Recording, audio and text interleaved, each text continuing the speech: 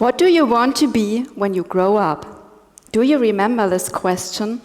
It's a classic one from our childhood, a time without professional pressure. It's from our parents, uncles, aunts, or teachers. And do you also remember your answer?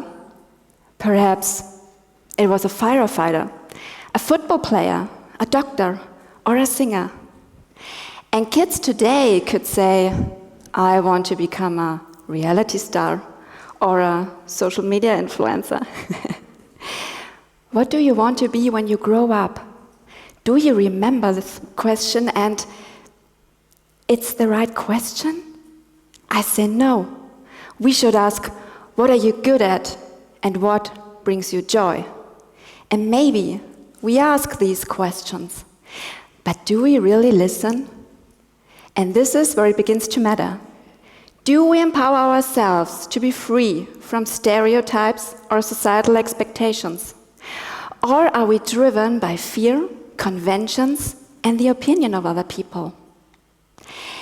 Let me give these thoughts more life through two personal stories of my childhood.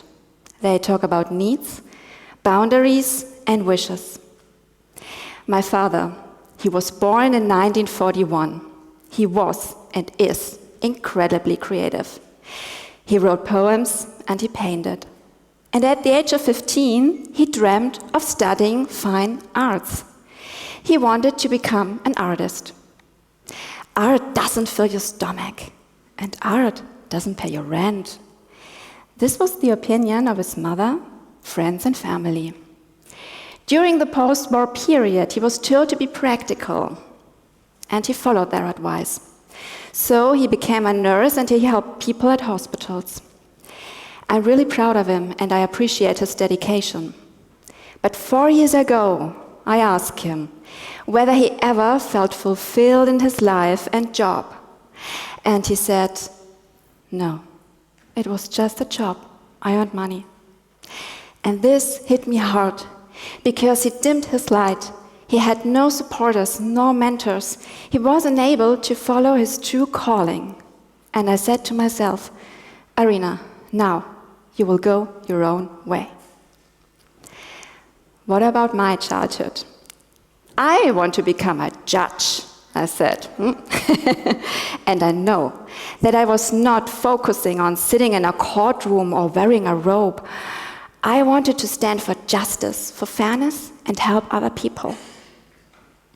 Well, my parents said, you can study. But what about making an apprenticeship first? Perhaps at a bank.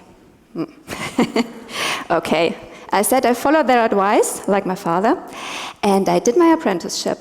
I stayed at that bank. I had a job, I had a career, and I had security. But I also studied alongside my full-time job. I studied business law and business psychology. Day after day, year after year, I lived in two different worlds, working and learning. It wasn't easy, but now I'm an HR leader and I'm fulfilled. I'm not a judge. It's not the same platform, but it's the same mission. I can help people and I can foster better workplaces. And that's not only a career, that's my personal value system.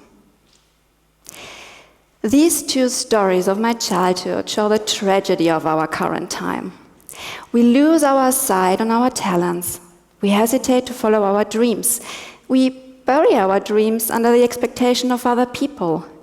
We don't listen to our inner voice, and we have no safe spaces to talk open about it. And on the one hand, we have too few people who are really interested in us. And on the other hand, we need people who can speak openly about their needs and wishes. Otherwise, we only perform, produce, and we lose our connection, our creativity or passion. We are disconnected from who we really are. I am an HR leader, and when I ask you about your passion, your work, and what you love most, I really get concerned when I hear, oh, Arina, I'm just trying to survive the week. But unfortunately, this happens quite often.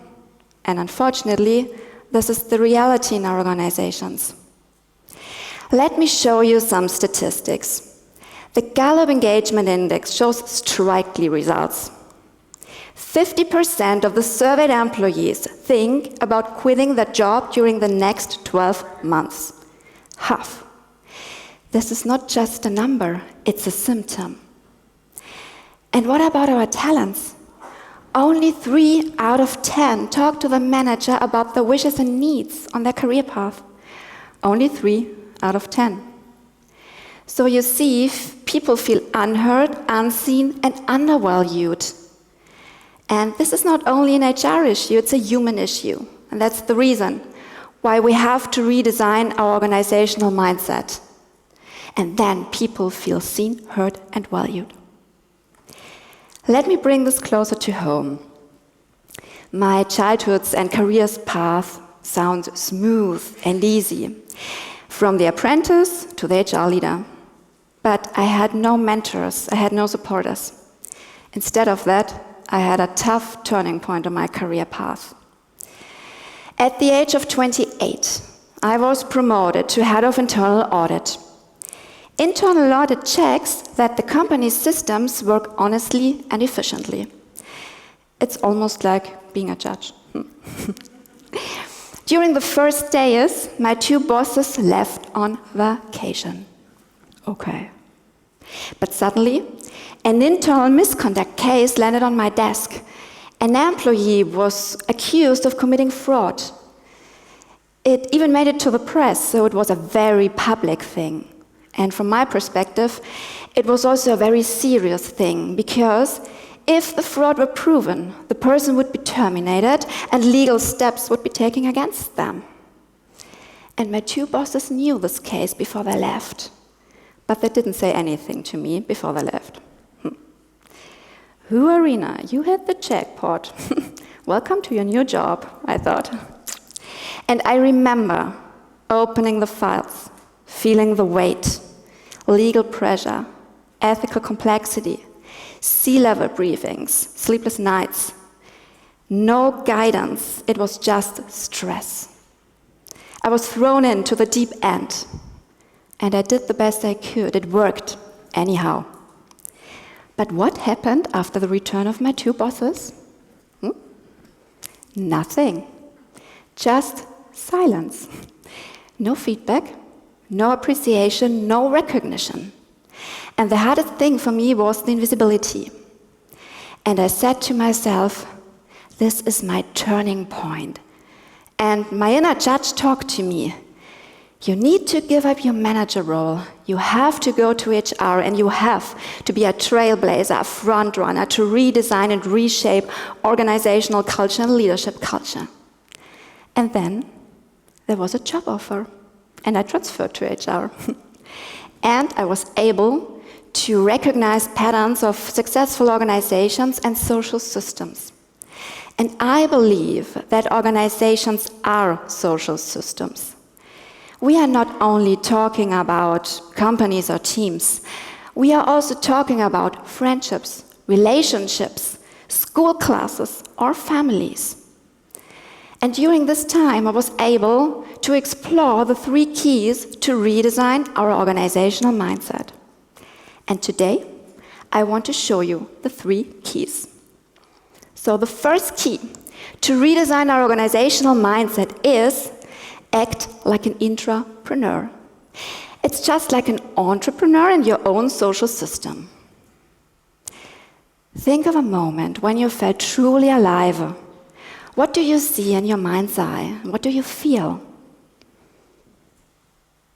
Perhaps you feel passion. You're in a spark, a kind of self-responsibility, growth mindset, a kind of ownership, no permissions, freedom, and you are able to share your inner spark. That's the spirit of intrapreneurship. But to embrace the spirit, we need one future skill set. And this is the T-shaped skill set. Imagine the letter T, and the vertical bar stands for your deep expertise, your experience, your talent, and your passion in one or in several fields. And the horizontal bar stands for your way of collaborative working, co-working. You learn from and with your internal and external stakeholders. You share your wisdom like an open shop. And this is the heartbeat of our organizations. But for the first key, we need the second key. And the second key is create talent-based structures.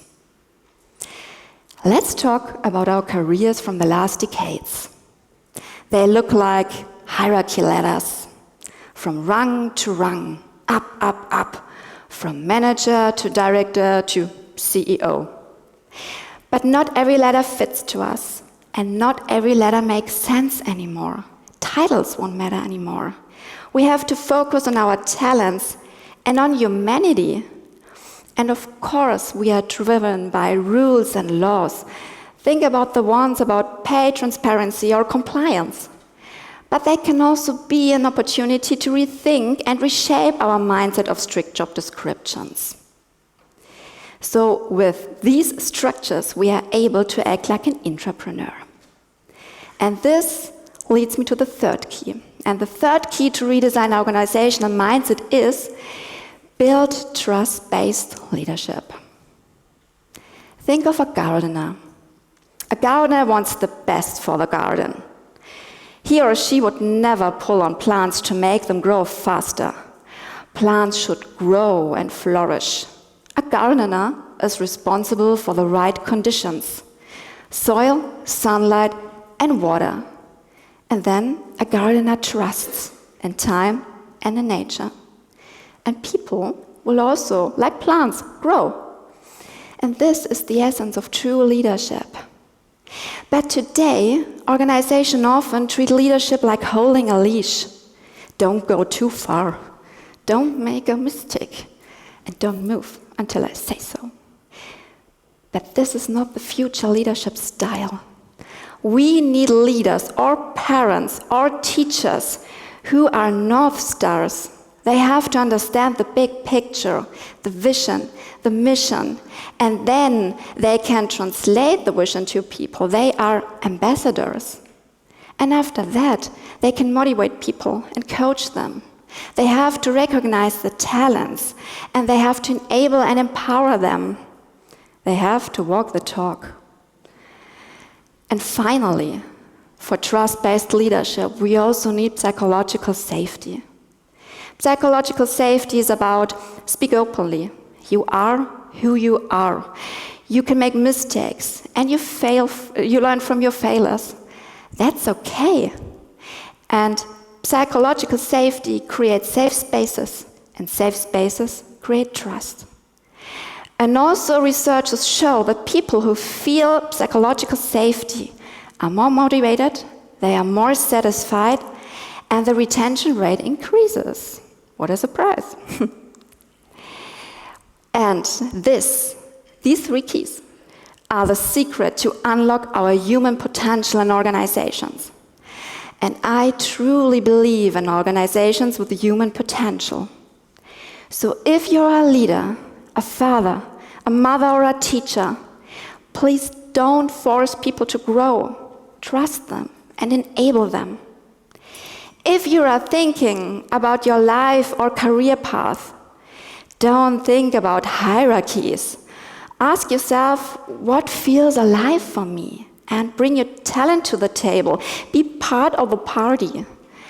And every one of us is part of an organization, a team, a family, a friendship. So be who you are. Don't hesitate to follow your true calling. Don't bury your dreams under the expectation of other people, like my father. Foster your projects and your ideas. And be bold when you think about your own turning point. Remember my turning point. You can do it. And I believe that we already hold these three keys to redesign our organizational mindset.